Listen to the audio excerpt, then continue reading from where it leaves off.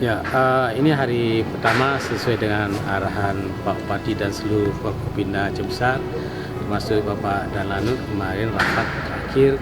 Kita untuk hari pertama ini ada 10 masjid ya, terutama untuk karena kebetulan ini hari Jumat, diupayakan nanti ada salat Jumat yang ramai orang, sehingga hari ini diutamakan dulu di masjid.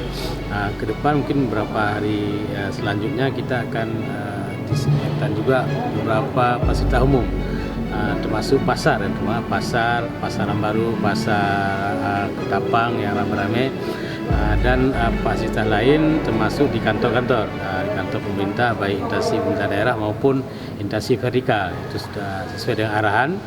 Kemarin juga Pak Gubernur juga mengarahkan kita semua di rapat bahwa ini harus dilakukan upaya penjagaan yang pada hari ini kita lakukan berupa penyemprotan.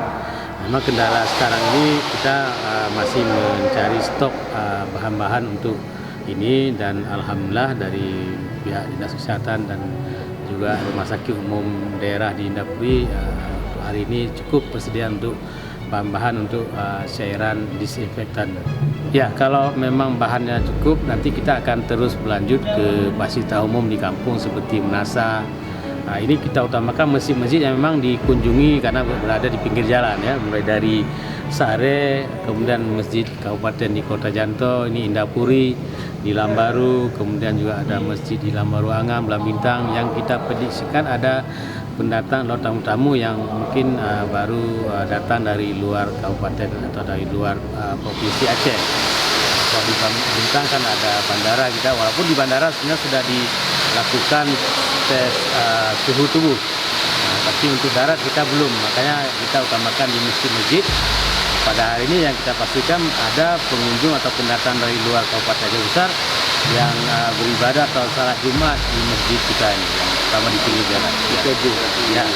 Satu lagi di Coguh. Di Coguh memang tidak di pinggir jalan negara, tapi di sana ada kerumunan jemaah yang selalu ramai. Insyaallah nanti besok Sabtu kita akan lanjutkan di fasilitas umum yang lain sebagaimana kami sebutkan tadi, pasar, juga menasah-menasah kalau memang bahannya cukup. Tapi kita mengimbau pada masyarakat di desa-desa, di kampung itu supaya memang selalu menjaga kebersihan.